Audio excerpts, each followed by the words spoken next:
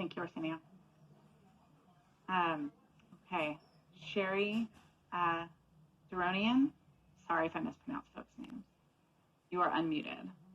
Thank you. It's Sherry Darahanian. Thank you for allowing me to speak. I was on the Porter Ranch Neighborhood Council during the gas leak, and I remember there was, two major environmental groups that protested vehemently, shut it down, shut it down, shut it down. I know I am going to come to a point here. I thought back then that when if someone were to tell me back then that in 5 years it wouldn't be shut down, I really wouldn't have believed them.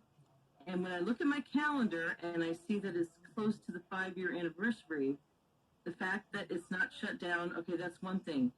But I went to every single abatement hearing, every single AQMD meeting to testify. I flew up to CARB and testified with Jason Hector and Matt Pacuco. And this is our air.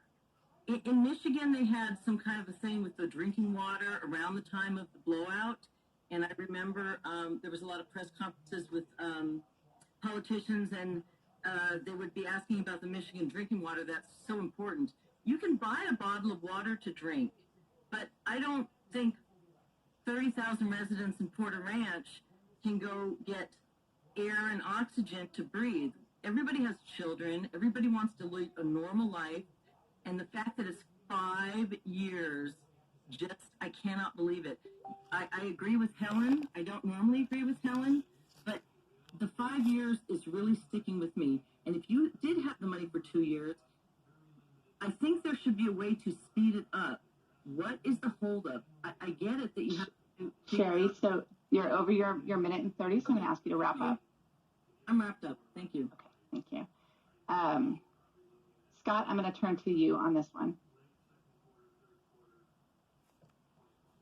Well, again, I mean, in terms of, there was obviously a lot, Sherry, that you talked about in terms of wanting to just address the issue of shutting down the facility. I just want to kind of go over some of the jurisdictional issues. Unfortunately, the facility is regulated by the Public Utilities Commission, and what used to be called DOG is now called CalGEM. So those are the agencies that have the primary jurisdiction, unfortunately. And so the city and the county, really don't have the legal ability to shut down the facility. I know that when this lawsuit was settled, there were a lot of folks who were mad that the lawsuit didn't result in shutting down the facility, but that was not something that was legally possible, and the judge could not have ordered that because that's a PUC decision. In fact, the county filed a second lawsuit in which we tried to prevent SoCal Gas from reopening the facility and injecting gas.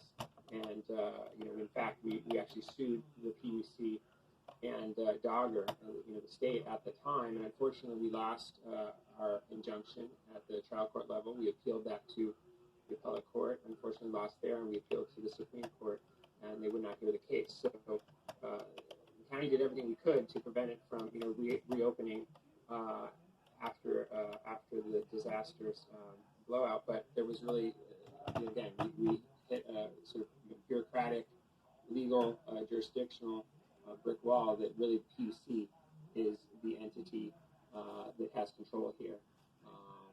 And so again, I think in terms of shutting it down and that effort, the focus really needs to be on the PUC and on the governor. And I know both the current governor and the prior governor have written letters, urging a phase out, shut down the facility. And so again, I think that in terms of shutting it down, that's really where the focus needs to be. The county and the city don't have the legal ability to shut it down. Thank you, Scott. Does anyone else have anything to add to that before I move to the next raised hand? The next person whose hand I see is Assad. I'm going to unmute you. Okay. Yes, hi everybody. This is Assad Al-Najjar. I'm with the Porter Ranch Neighborhood Council, and I'm the chair for the safety committee. Also, daytime, I worked for the city of Los Angeles for 31 years, and I'm one of the engineers who deploy the smart city solutions for the city of LA. There is a lot of monitoring systems out there, and I I interviewed so many vendors the past few months, and I wanted to share with you a little experience I had, and positive one. Allow the vendors to do a test bed. This is what I did with the city of LA for 10 years. Let them come, install the solutions, and you give it a scoring system, and at the end of the day, pick the best effective solution.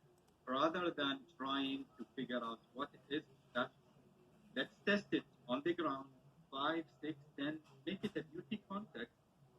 It worked for me, and the smart city deployment in LA is ongoing in electric chargers and all that. It's an experience I share with you, and I hope